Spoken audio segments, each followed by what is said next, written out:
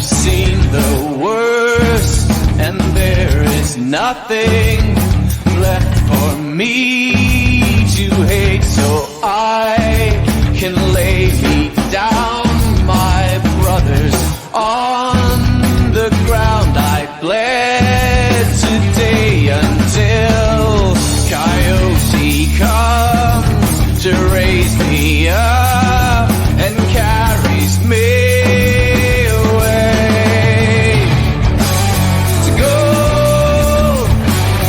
Leave me, run like you never did. No, believe me, run like you never run before.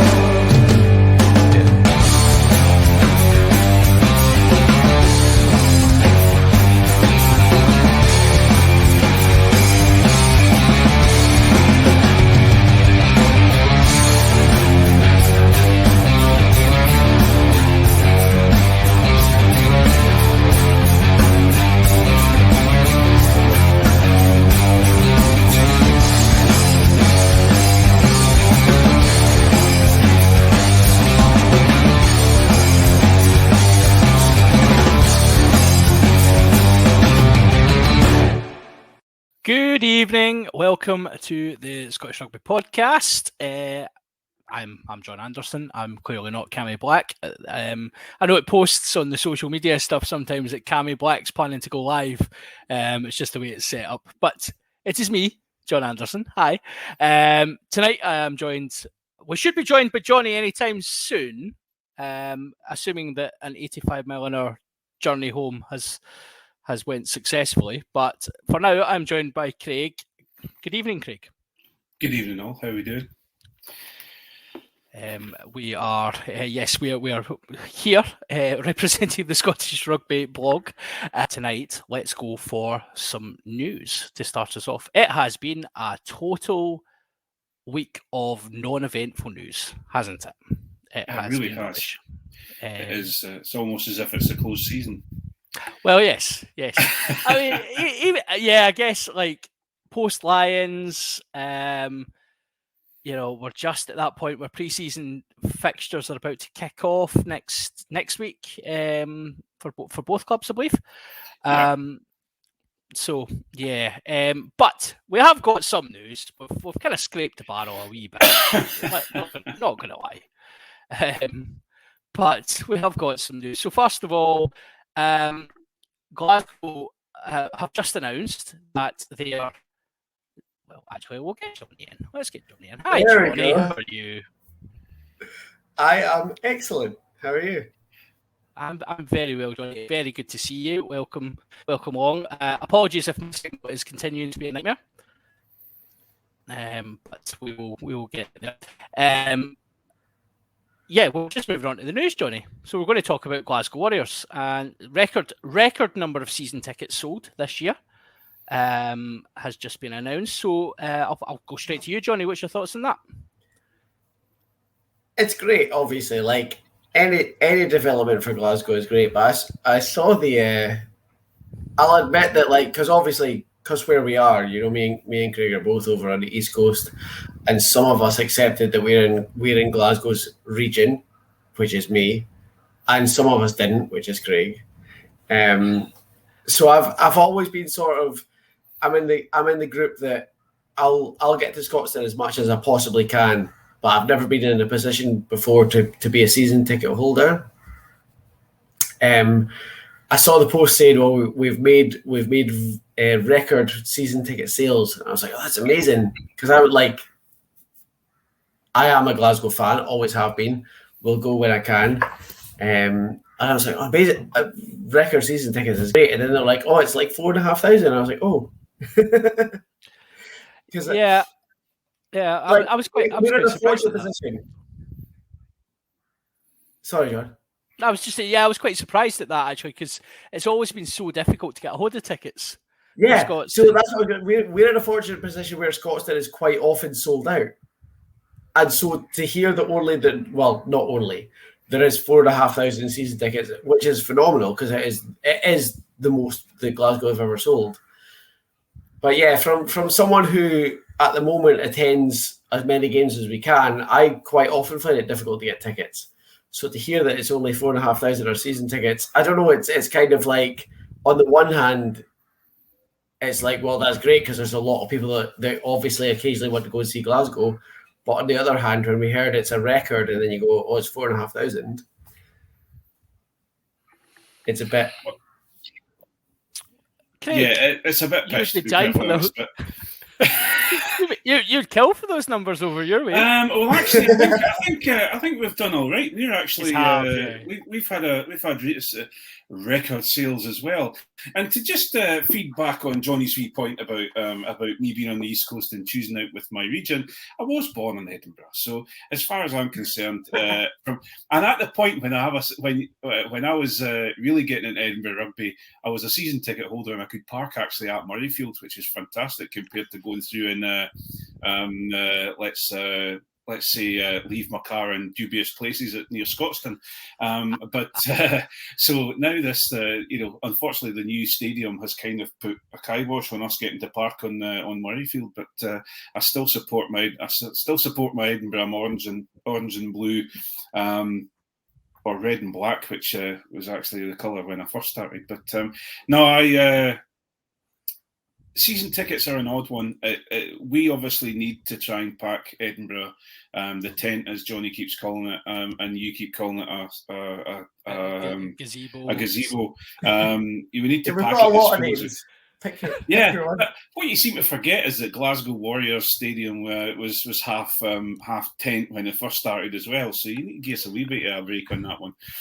But yeah, no, well, I think it's good. For me, it's good for rugby. It's good to get as many people as we possibly can, especially in a town that is more football than it is rugby. To have record season ticket sales for Glasgow, it gets more money into the team, and hopefully into the SRU coffers, and they can start spending that a bit more on Edinburgh again. Thanks very much. So we should probably caveat that by saying we do not believe that either team are favoured by the SRU, because I'm kind of scared how this is going to go down tonight. So can we say we can't prove if either team is favoured by the SRU? I like that. Yeah. We cannot prove. I did notice that you're wearing a Worcester Warriors top tonight, which is a little bit of a knife in my heart, to be perfectly honest. So, yeah, I know. I was thinking, I was just like, what's going to wind Craig up the most? I went through the cupboard and it was like, Worcester. Actually, it was actually because it's quite a bright colour. This is how simplistic my choice was. Because it was quite a bright colour, I was in the cupboard and I was like, that'll do. Yes, let's go. Oh yeah, there. And then I thought about the context of Duhan and Rotary Suz, and it made it all the sweeter, I'll be honest. Yeah, the fact that we've got twice as many Lions as you now. But they are still coached by the Bull Solomons, so take everything with a pinch of salt, I guess. So, speaking of the guys from the other side, some of you will. There's been a few comments coming in. Are you still broadcasting from under? Yes, I was Agent Anderson undercover at the weekend there. I was over in the dodgy end of town, as they call it, over seeing the sights and sounds of Fife, I believe, as I've been reliably informed. Although I did point out, well, I did point out that anything kind of west of east of Hart Hill is basically Edinburgh, so it's all just the same, really, isn't it? Were you actually over in Fife? I was at the Sea Life Centre. Oh yeah, in that case, yeah, you were in Fife, yeah. It's a real shame we should have got at least the bridge money off you for coming across it. Well, as a man based in Erskine these days, I'm glad there is no bridge money, because honestly, that must have been a nightmare, right? But anywho, so speaking of Edinburgh and speaking of money, Edinburgh have announced a new principal sponsor. The Scottish Building Society, probably come as no surprise to most, have been announced as the main club partner in a deal lasting unlike player contracts, they have stated it is a 4-season deal, which in our kind of barometer would be a quite is that a long term. What was Jamie Ritchie? What was his He was code? for the code? for He the was like foreseeable a future. club record, was he not? Club Foreseeable record. future. Amazing long-term. I think it was long-term deal, if I remember correctly. Yeah, It was just mentioned as a long-term deal, but anyway, some we could probably come up with our own scale for the way these things are done. But anyway, yeah. So more sponsors coming in. It's kind of that time of year, isn't it, Craig, where kind of all the sponsors kind of jump on board and go, oh, there's going to be some rugby. This is good. Let's get involved. Yeah, we've been. If any of you are following Edinburgh's tweets, they're going for it just now with showing all their business partners and all their new sponsors, etc. Which is a build up to the new strip, which will be announced. I'm sure the new kit will be announced in the next week or so. It's good to have. The thing is, it's one of those situations where. First of all, it's great to have something that matches in with the shirt rather than a great big bloody green emblazoned rectangle right in the middle of it. We actually took that out this year. Exactly. Yeah. Point of order. The green rectangle of doom was gone this year, and our strip was pure sexy. Just calling it. Being someone who was involved a little bit with trying to get sponsorship for rugby, it's a very, very difficult job. So for me, it's great to see the guys in both Edinburgh and Glasgow are doing their best to get those things done, and it's great to have a new headline sponsor on board that'll be there for a good for 4 seasons, which is a good investment. Yeah. Do you still? I'm going to show my slight ignorance here, but do you still have your was it the beef sponsor, Prime Rump? Do you still have that? It's Kylo. The rest, it's Kylo Restaurant, which is down in the west end of Edinburgh, and I believe they are still on board at the moment because they have been tweeting about Edinburgh, but I don't know how long it'll last. I'm sure it'll all come out, with the launch of the new kit. But that's the funny thing is my son wanted a pair of Edinburgh Rugby shorts with a fine rump written and blazoned across the bottom of them, and it's not something you could get. But all the replica stuff didn't have the sponsors on them, so he was gutted. Missed opportunity there for Edinburgh. I think there'll be plenty. Can you imagine, Johnny? There'll be plenty of Edinburgh natives wanting to cut about the streets of the capital, telling everyone about their fight. Telling everyone how prime their rump is. Listen, if you need something pretty jazzy to replace our coloured trousers, so So. I guess we'll probably see the kits coming out in the next wee while, so it'll be quite interesting to when we do see them arrive. It'll be a good, fun podcast where we debate the various merits of the Glasgow training kit and off-field kit has started appearing this week, and it is extremely sexy. I think Glasgow have had the upper hand in training kit for the last wee while. I can see my newly minted student loan disappearing. As each bit of kit gets announced.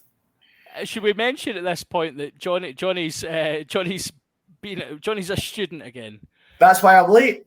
That's why he's late. Yeah, my induction class. He was at his induction class, which promptly involved shots. So, as all good student inductions do. So I thought I was carrying myself quite well. You just absolutely Judiced me. That's all right, mate. You wouldn't carry yourself well at all.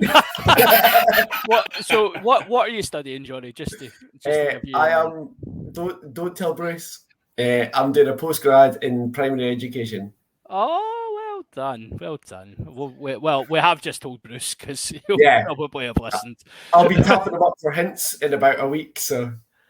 Yeah, Phil, this is part of his extra.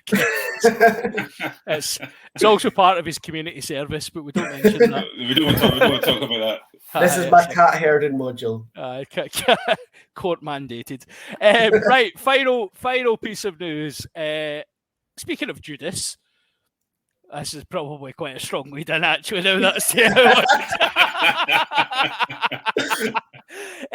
Tim Swinson has announced that he's going to stay with the Saracens for another season.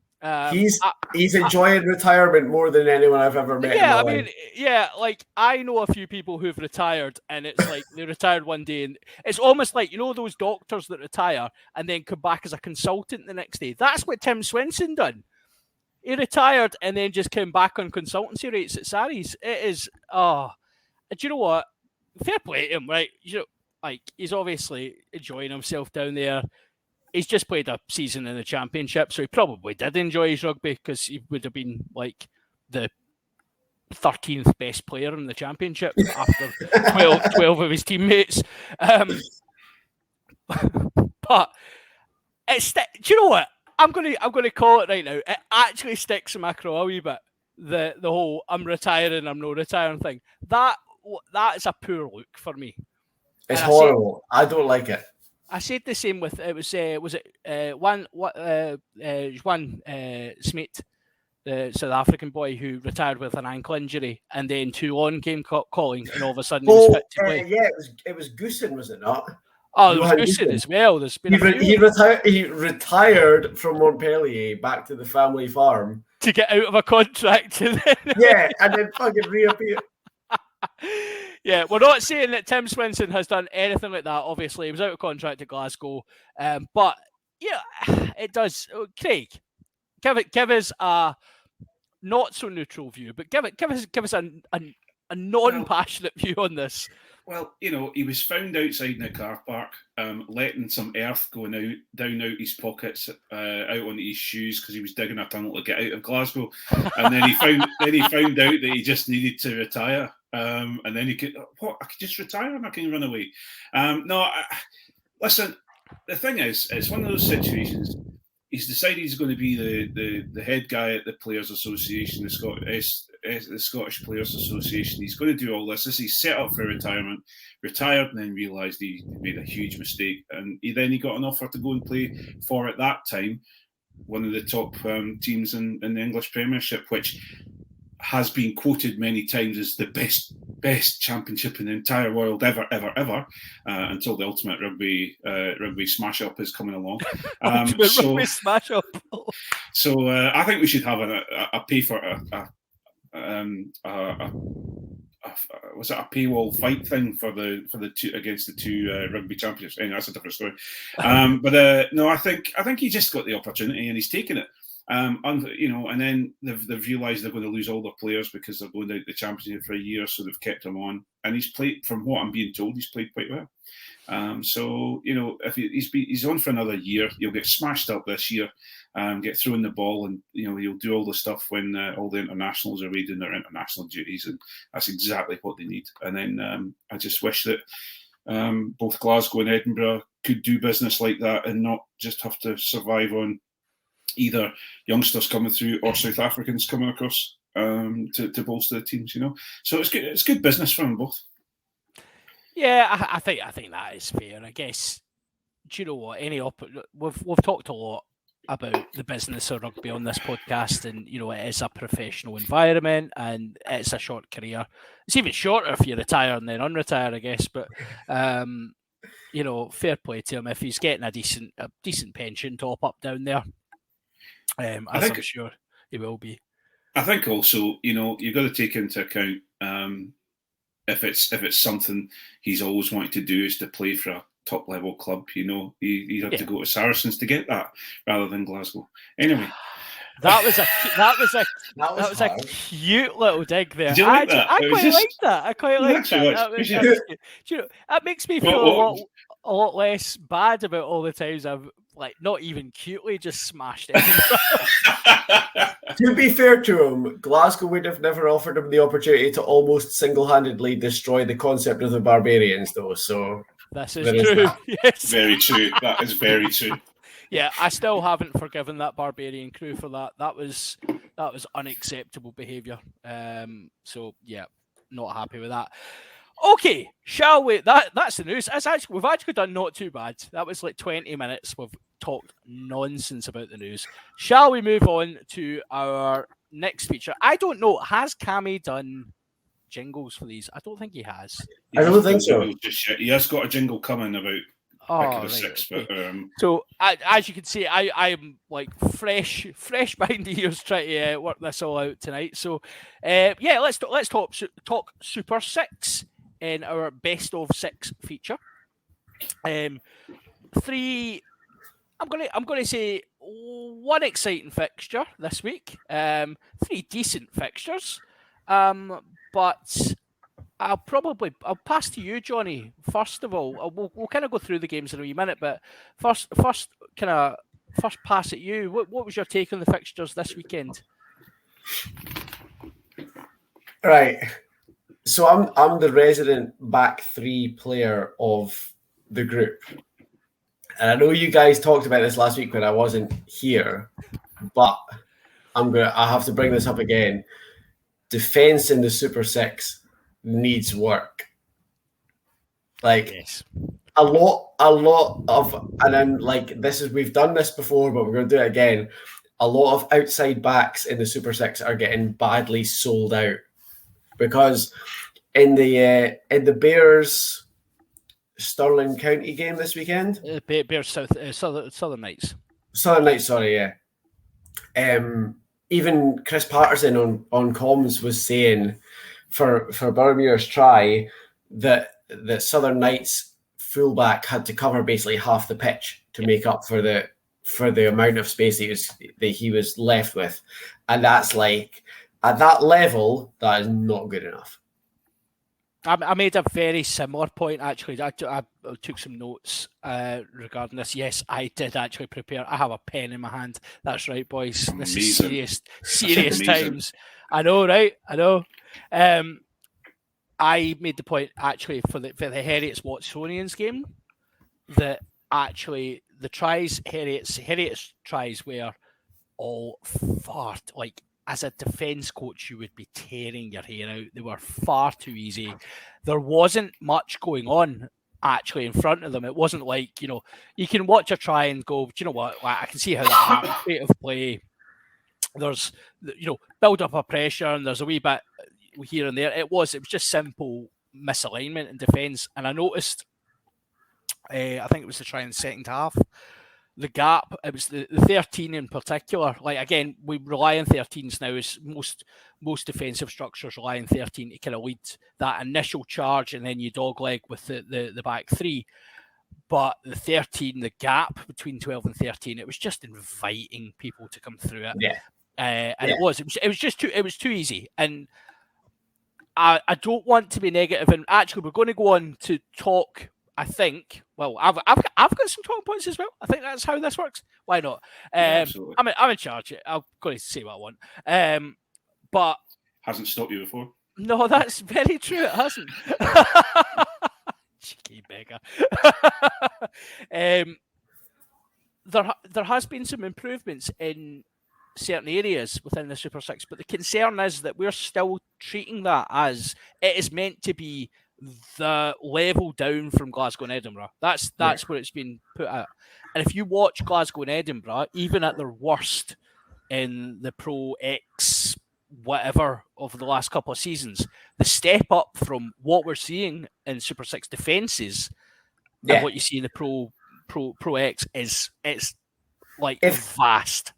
If you run a decent first phase move in Super Six with a good running line, you will score. Yeah. And at pro level, that's not acceptable. If you watch the 3 Super Six games this week, and as Super Six is a good product, and the players are good, and the games are really good, and to be honest, I don't have a lot of complaints about it, but the defense needs work. Because if over the 3 games this weekend, if you saw someone run a good first phase move where someone's hitting a decent line, they scored every time. And in the pro game, that doesn't happen. No, I think that's fair. I think that's a fair criticism. We could probably counter that by saying the same has been true of Super Rugby for countless years, but they've got better attackers, so we'll let it slide.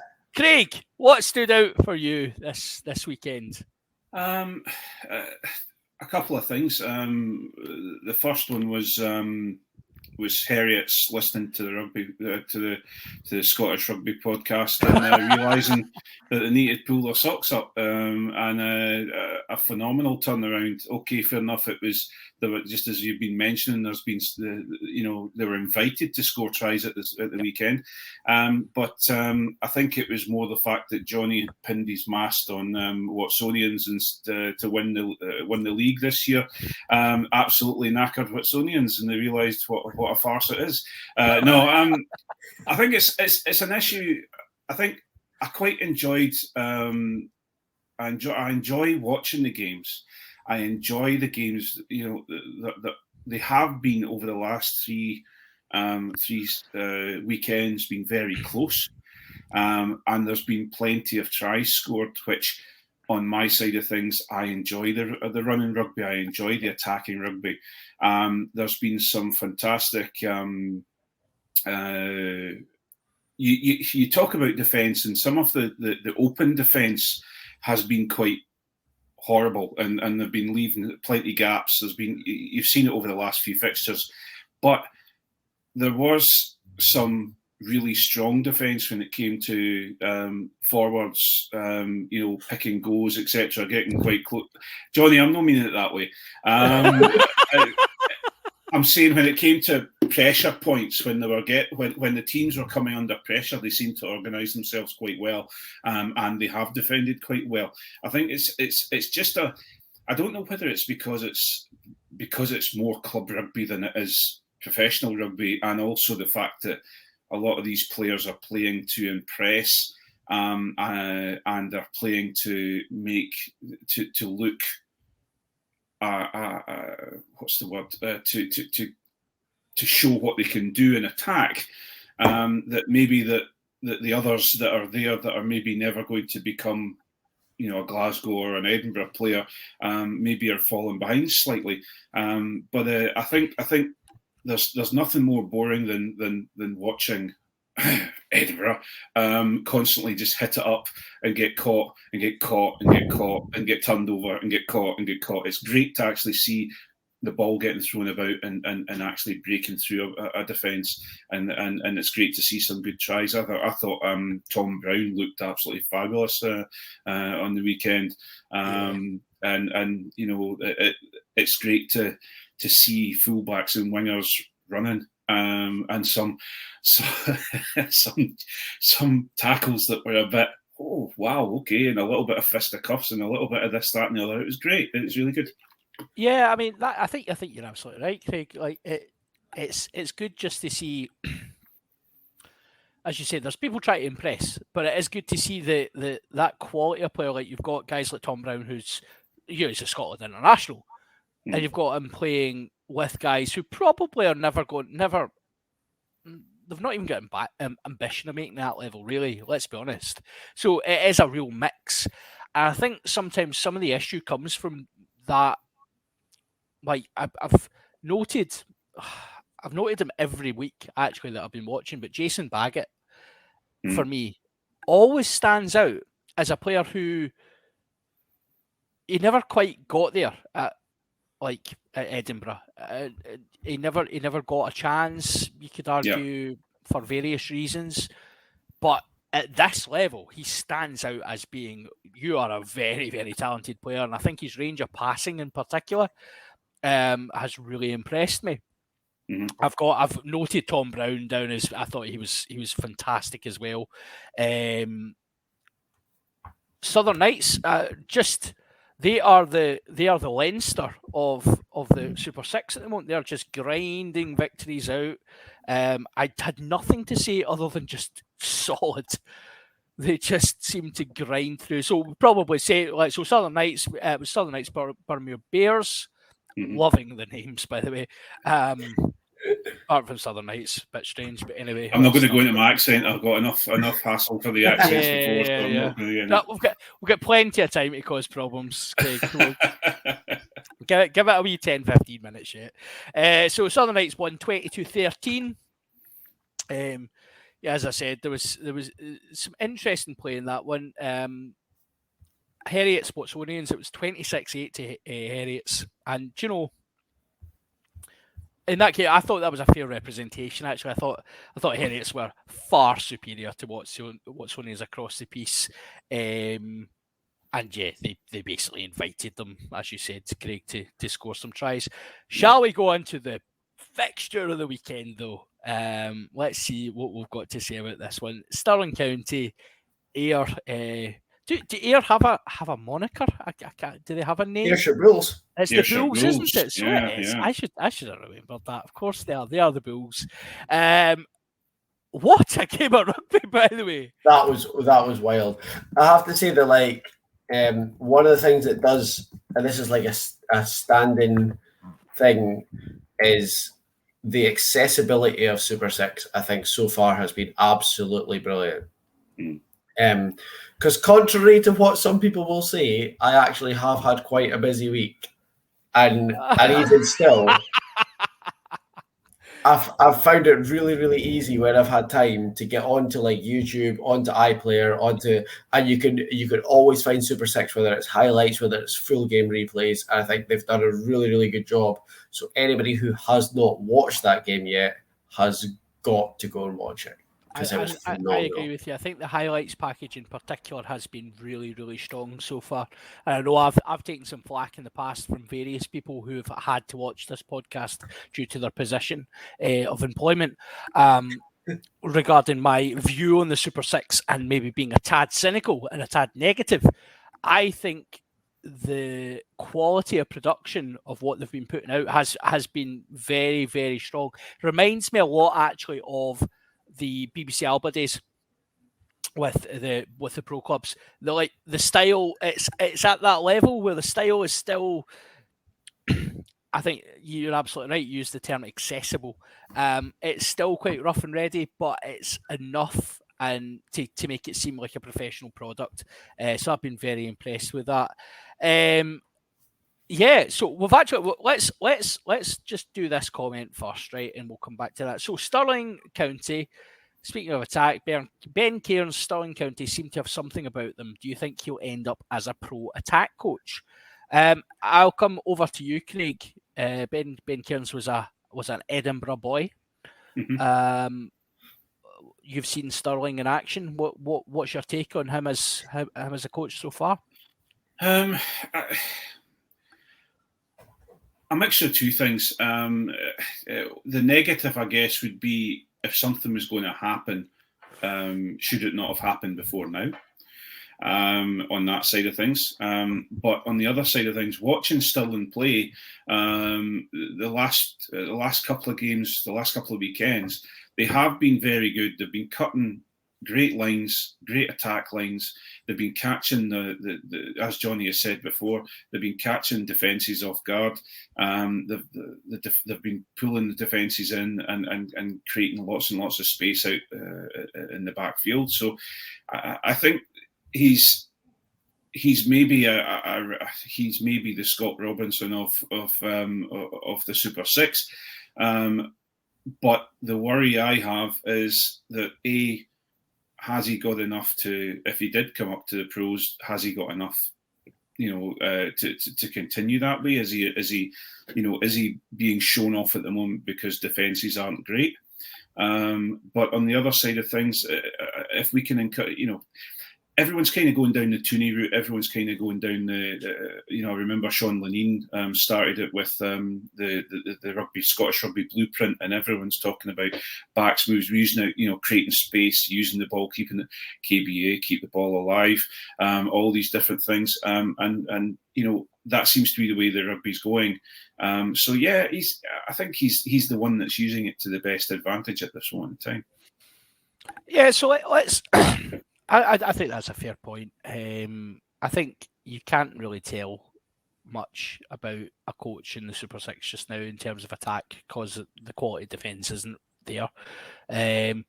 So the Stirling Ayr game, it finished 30 points to 28 to Stirling. The the key point I've made actually about the game was I thought the skills on show were so much sharper than comparing it to the first couple of weeks, like particularly some of Sterling's tries, the handling work was, if it was the All Blacks doing it, you would have been seeing highlights reels of it for weeks on end. It was sublime, some of the work they were doing. Yeah, it was by far the most pro-ready display I think we've seen. The moves were slick, the handling was sharp. They were Sterling especially were prepared for that game to the point that they executed their game plan really, really well, and all their moves came off. And when, like we said earlier, if your moves come off, you're not dealing with a pro level defense. So if you've got moves that you can call, that you can execute well, the defense can't cope with it, and that's how you score. And they showed that really, really well at the weekend. I hope somebody's bought Craig Robertson a wheelbarrow to carry his minerals around with, because I would not have liked to have been the person making that kick. But yeah, his tweet regarding that was quite funny. Oh, I love that. I like that a lot. Yeah, it showed a lot of humility actually. Like we always look at these goal kickers and we think, oh, they really fancy that pressure. This is why they do it. This is why. No, they hate that. Like he would have loved to have won that game by 40 points and not. It was just so succinct and so perfect. I thought, I really enjoyed it. I thought it was great. I felt so bad. The six who conceded the penalty. It's a bit brain dead. Some of these things. Craig, Fraser's of me. I'm losing you a little bit there, John. But can you repeat the question? Yeah. So Angus Fraser scored a try off the line out. What a dummy he pulled. Talk me through. Where does the front row think that's acceptable? Well, we saw a couple of great front row advancements throughout the games on the weekend, I think we're all backs at hearts. We all like to throw the ball around a little bit. We all like to think of ourselves as everyone wants to be us, and everyone wants to play like us. So I guess he's just no, well done on him. I think we may talk about further down the line about forwards becoming more mobile and put being able to step and all these different things.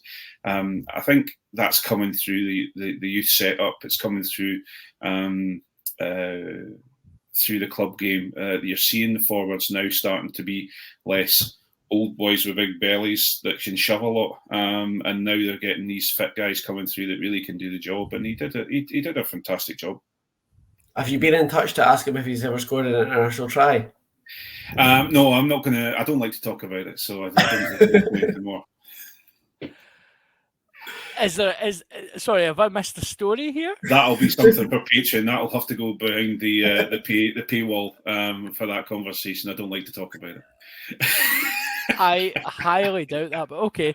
Right, let's move on. Whilst I still have 50 pence in the meter for my signal, because apparently my signals are all over the place at the moment. Right, let's move swiftly on. Thank you, Super Six, for a great weekend of entertainment. Let's talk BAMs and BAM pots. Or is it belters and BAMs? I don't know. Belters and BAMs. I like BAMs and BAM pots personally, but belters and BAMs. I can't BAMs. Double negative. Belters and ball bags or something.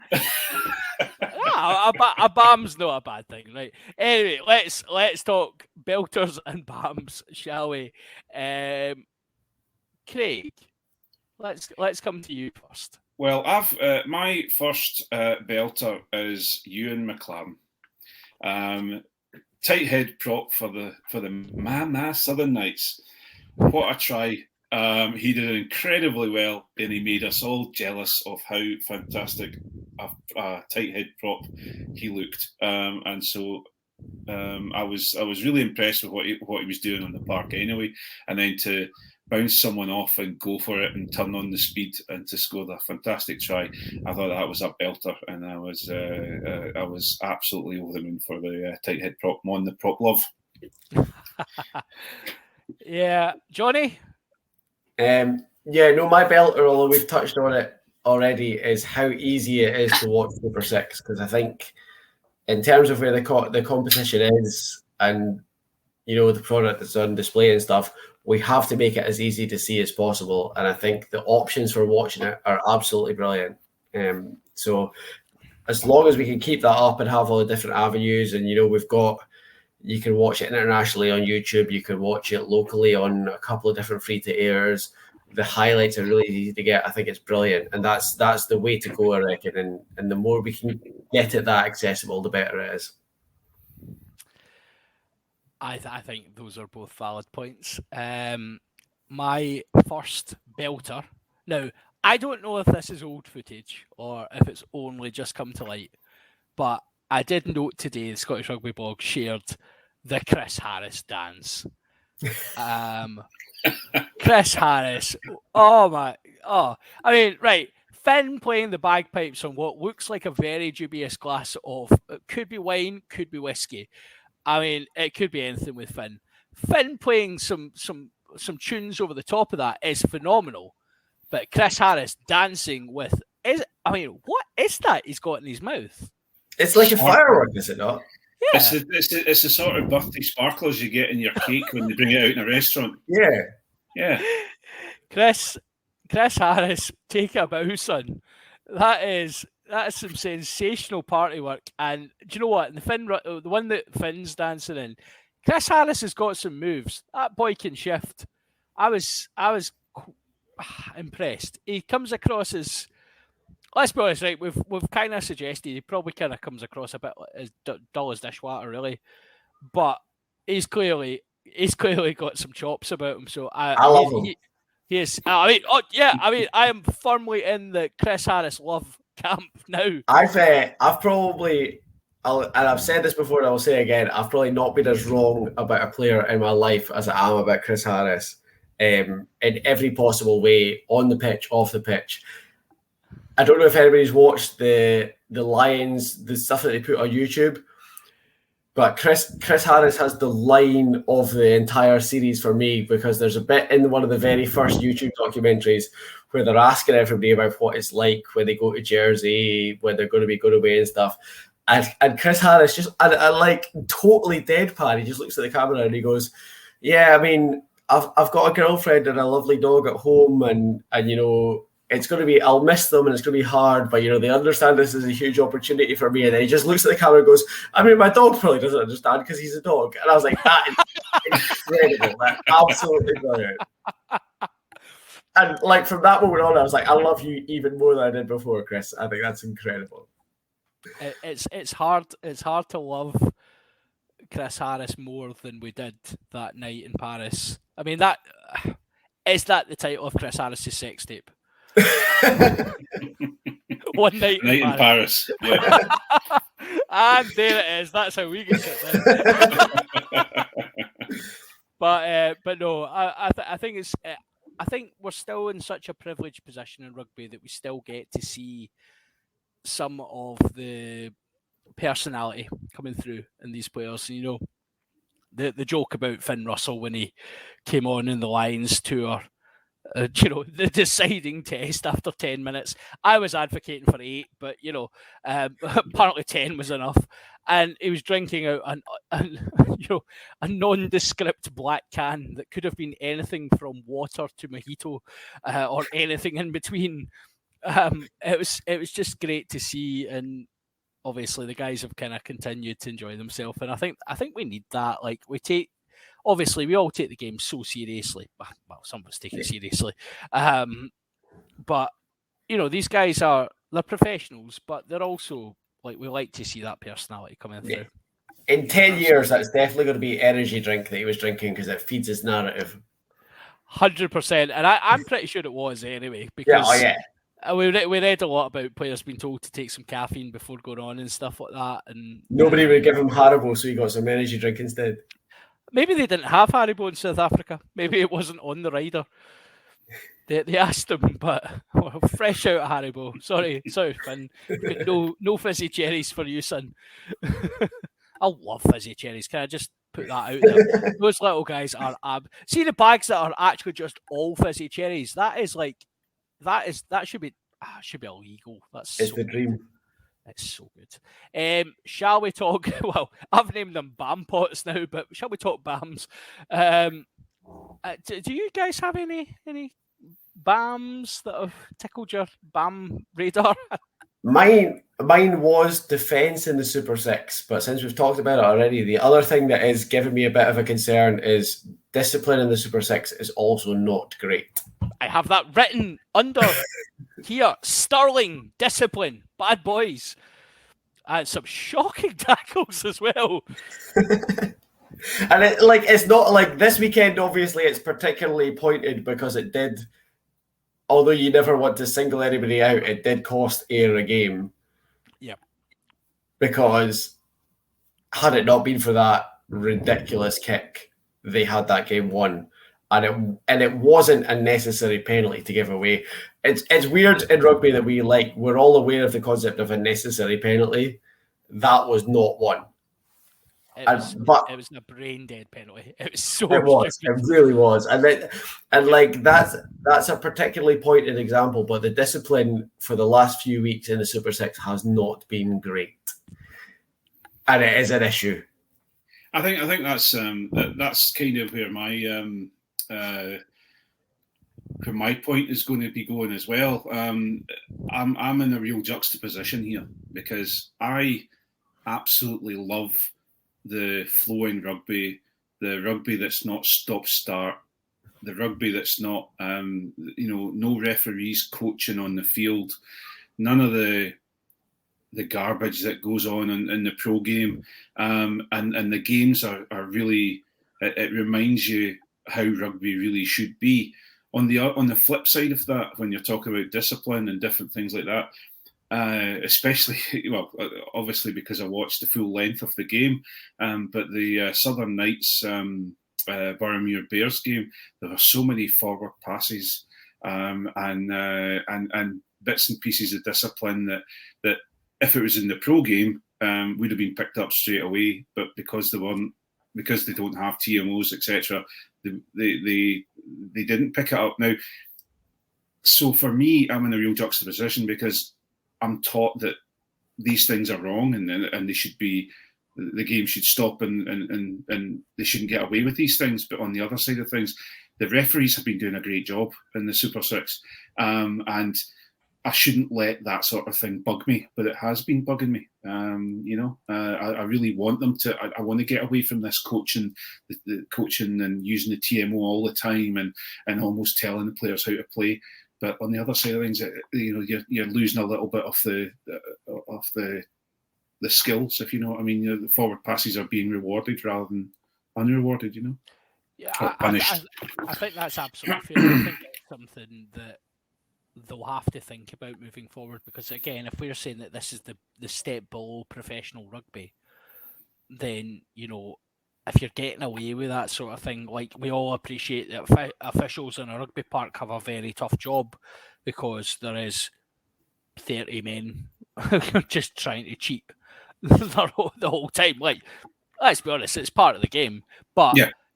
we have systems in place to try and do our best. Like, I think it's been a really positive step that now you see handbags and you see people grabbing at each other, and there's none of the actually just walloping each other, which there was at the weekend in the Super Six. Someone got absolutely clubbed. I can't remember which game, but I remember going, whoo! If you're a TMO, it's a straight red. It's a straight red in a professional game, and you can't get away with that in a professional game because there's cameras everywhere. So to be giving these guys kind of free rein just now to almost learn those behaviours as being acceptable, I just think it's a bad look. But maybe that's something as the Super Six comes into a wee bit more maturity as a product. Maybe they would look at having. They've got a video partner, obviously, in Free Sports.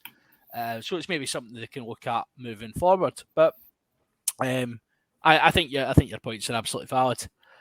Shall we go on to my BAM/BAM pot before we? So we'll save it for last so that we can, finish on a high and then get shut down. So I actually had in my belters, I had the open letter from the Wasps supporters club. Is this not going into Hands in the Ruck? No, it's not, Cammy. Cammy's encouraged me to do this here. Okay, okay. Can we talk about it again in Hands in the Ruck? Because Well, I've got a PG and a non-PG version of my response. Yeah. Wait a second. What I will do just in advance of this is, here we go.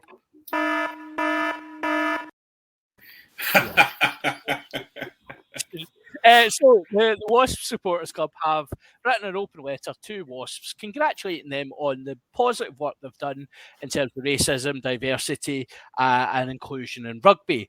They've also suggested that the Exeter Chiefs may not be welcome in their clubhouse given their penchant for wearing Native American headdress and running about with rubber tomahawks. So Wasps have taken this very seriously, as right they should.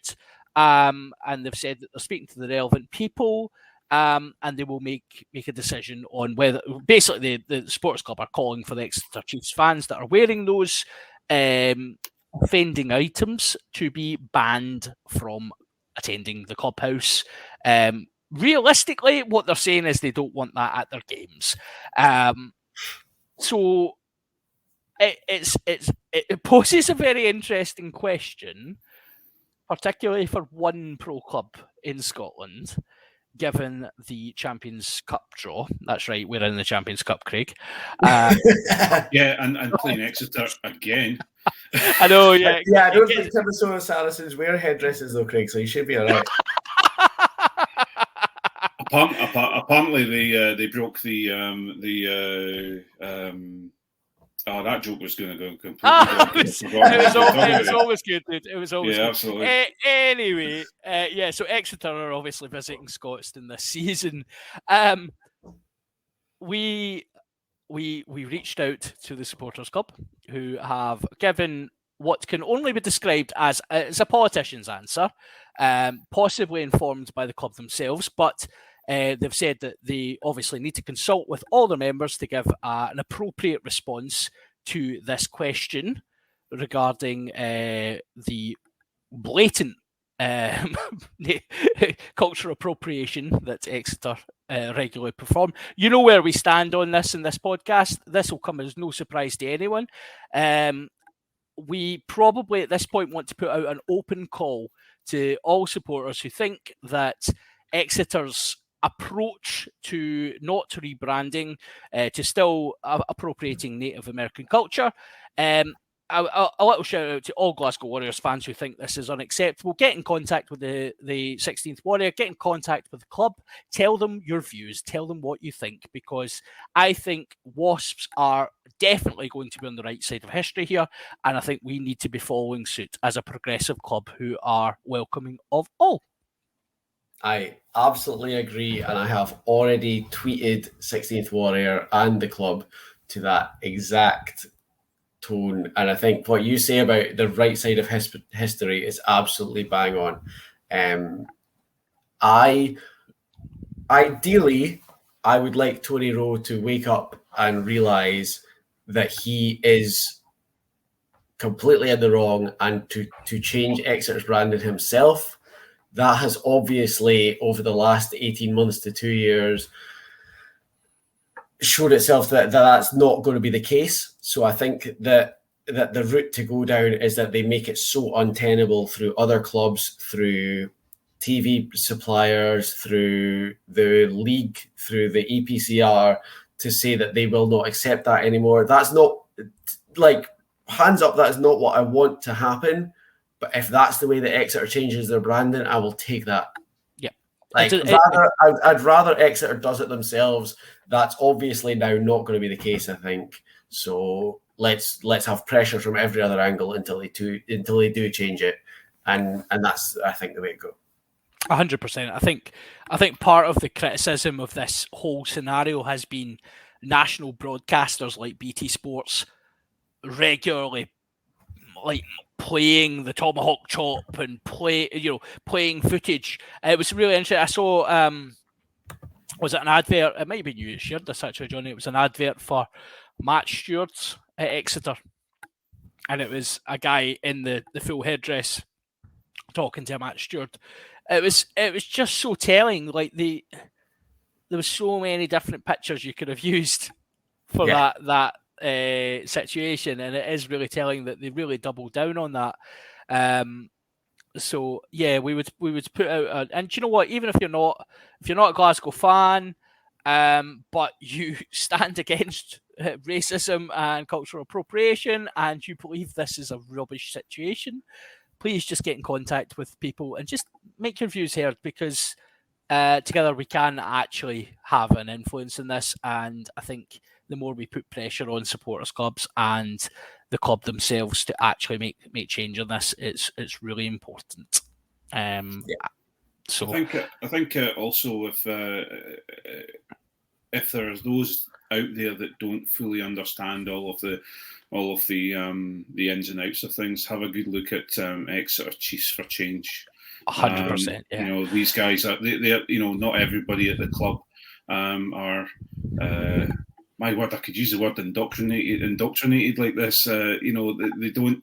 It's not as bad. It is bad. We have to change, and they have to change. And there's a lot of people within Exeter who are wanting it to change. And I think if people do a little bit of internet searching, they'll get pretty wild views and pretty normal views, but some excellent bits and pieces from Exeter Chiefs for Change. The Chiefs for Change do a really good job of taking some of those frequently asked questions that perhaps some of our more gammon-orientated fellows may ask.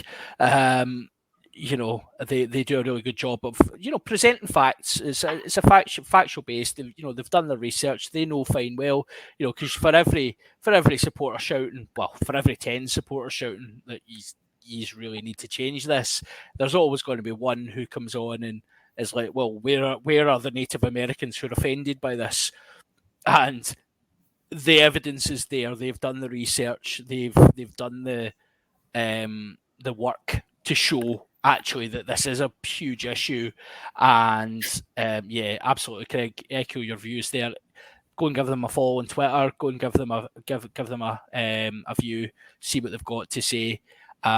Make up your own minds as well. But we're on a particular side on this front, and yes, we think we are on the right side of history, as we've said a number of times.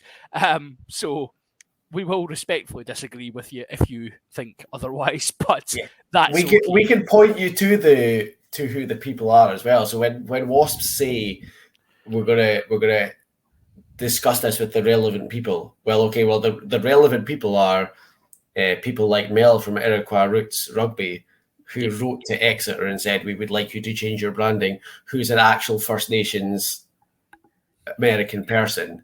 Yep. And Exeter ignored her. So if Wasps and other clubs want to speak to the relevant people are First Nations people who are offended by this branding. They are not people from Devon who would quite like to keep wearing their headdress. And I will say, right at this moment in time, and fair enough, if it was the other way around and it was Edinburgh that were playing them, we'd be expecting the same situation from the Edinburgh supporters. But what I would like to know is, okay, let 16th Warrior, let's see, ask your members.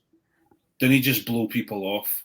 Yep. Go and do something about this, because as far as I'm concerned, the spotlight's on you now, and you've got the opportunity to turn around and whether we joke and laugh about how Edinburgh doesn't like Glasgow and Glasgow doesn't, we like Glasgow. Glasgow Warriors are a good team. They have good supporters. They have a fantastic, when I've ever been to Scotstoun, whenever I've been to Scotstoun, apart from the quinoa bars and the beard oil dispenser, I quite like it. Okay. As far as I'm concerned, stand up, do the right thing. And if you're a Glasgow supporter right now, get in touch with the 16th Warriors and tell them what you think, and get in touch with the club and tell them what you think, because the only time you're going to, in history, the only time you ever change something is actually doing something about it or talking about it, rather than sitting back and waiting for somebody else to change it. And I would extend that plea there to Edinburgh fans, to fans who are not a fan of any pro teams. As you rightly say, Craig, we joke about the rivalry, but we're Scottish rugby fans, first of Absolutely. all. And if you believe in this cause, stand up, message the guys, reach out to the 16th Warrior, reach out to your club, reach out to everyone, tell them all about it, because actually the more we speak about this, the more likely we are to get the outcome that we believe should happen here, which is Exeter should turn up to Scotstoun and be told your headdresses are not welcome and your mascots are not welcome, and your silly foam tomahawk things, which are probably made with plastic that pollutes the ocean, are also not welcome. And I'll tell you from my ex-professional point of view, just like on the purely basis level, I've been on these low-cost flights before. Luggage is expensive. Headdresses are heavy. Don't bother. Just leave them at home.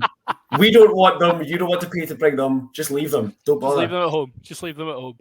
Shall we finish our freemium? Would we call this freemium? Is this our freemium section?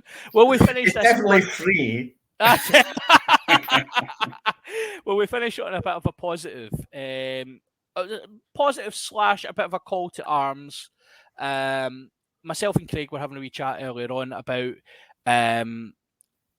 participation in Scottish rugby. We're at a crucial point in, I've actually had my coach at Bishopton taking the mickey out of me today for not being back at training yet and stuff like that. But we're at a crucial point where teams are starting to play pre-season friendlies. Mm-hmm.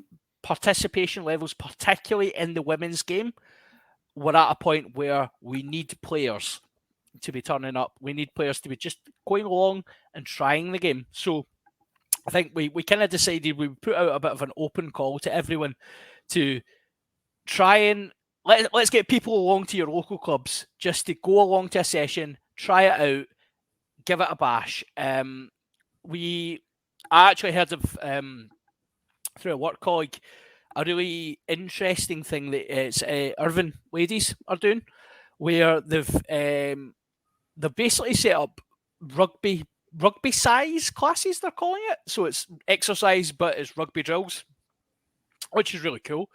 Anyone who's went along to a kind of basic rugby session and has had a good run about will know that fair gets you working. And the person in question, she was joking with me the next day that she couldn't walk because she was knackered. But she really enjoyed it and she's went back. But what Irvine ladies have done, which is really clever, is they've got their players are going along to these sessions and leading these sessions. So you're doing all your kind of basic handling drills, you're running lines, etc. And what they've said is at the end of the 8-week block or the 8-session block, they're going to say to people who they think could play rugby, do you want to come and, they're going to offer places to people to say, come and play some rugby for us, which I think is a really creative way to get some participation. It's a really, as we all know, it's a really scary game to go to completely unknown. You're turning up, it's like, well, that ball's a funny shape and these guys are awfully big and I don't like the look of that. They're taking the stigma out that a wee bit by doing it as a fitness thing, and then they're kind of introducing people, they're getting people with the bug. So I think a lot of credit to them, but I think an open call to everyone, if you love the game, just go along to your local club if you have one, turn up and see what's on offer. There's going to be social sides, there's going to be second teams, seconds for the win. There's going to be all sorts available to you, so it's not going. You will make friends for life if you go down to your rugby club. Yeah. So that's kind of my positive goal. I would just sorry, on you go, Jonny. We've recently, between obviously in our area, we're quite lucky. So we've got men's senior rugby, men's social rugby, we've got women's rugby, we've got mixed ability rugby, which is brilliant. And it's amazing for the guys who have disabilities to get into it, but you do not have to. So you can be what they call an enabler. If you want to do a bit of rugby but you don't want to be in a competitive game and you can help these guys out, that's amazing. Just down the road from us, we've got Thebans in Edinburgh, which is the IGR, which is LGBTQ rugby. There is literally whatever you want to do, there is a team to do it. So get online, get down to your local club, because you can be whatever you want to do, whatever level you want to play at, whoever you want to be, there is something you can do. So get online and have a look, get to your club and have a look, because there is something for literally everyone. Yeah, it really is. It's for me, currently the conversation we're having with John was basically that we know there's a few women's teams out there that are struggling, and I'm not talking about just junior women's, smaller rugby teams, that fairly big names who have been playing different types of levels. What you tend to find, especially in women's rugby, is that people gravitate towards clubs that are either performing better or they're Edinburgh based or Glasgow based. What I would say is that if you're thinking about playing women's rugby, there are teams in every part of the country. Go and seek them out, because they will welcome you and they'll be looking for someone to come along and play and to join in. And I really do think that if you're near Kirkcaldy, there's Kirkcaldy, there's the Howe Harlequins, there's Dundee Rugby, there's Stirling County, there's all the Edinburgh teams of Harriets and Wandays, etc. Please go and join them, go and get involved and spend time playing rugby. Yeah. And I think we could probably, all three of us can say that as much as there's a competitive element to everything, I genuinely think the worse your team is performing, the more fun the social side is. So yeah, definitely. Don't worry about being the best in the world. If you go along and you're on a team that gets beat, you'll enjoy your beer just as much as you do if you're on a team that's winning the league. It's everything about it is enjoyable, whether you win or lose. It's what's always been the attraction for rugby. So. That sounds like a really positive note to end on, doesn't it? Absolutely. So I'm going to try and now figure out. So if you guys could just fill for a wee second, whilst I try and figure out how to end the stream for our non-Patreon listeners.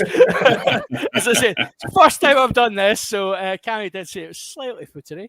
So maybe Craig could tell us about his international try. You can cut it off at the most important moment. No, I don't want to talk about it. It's no, that's a good point though. I got to travel. I've managed to travel in a fair few different countries with a local team that Jonny plays for as well, and we've come back with stories that we either want to talk about or not want to talk about. But it's absolutely fantastic, and you've got to, for those that are looking for a club, go and find your club. You'll have some fantastic times. That's for sure. I'll tell you, the best post-match meal you'll ever get in Italy. That's a wee teaser for you to get along to your local club and find a way to get out there, because it is incredible.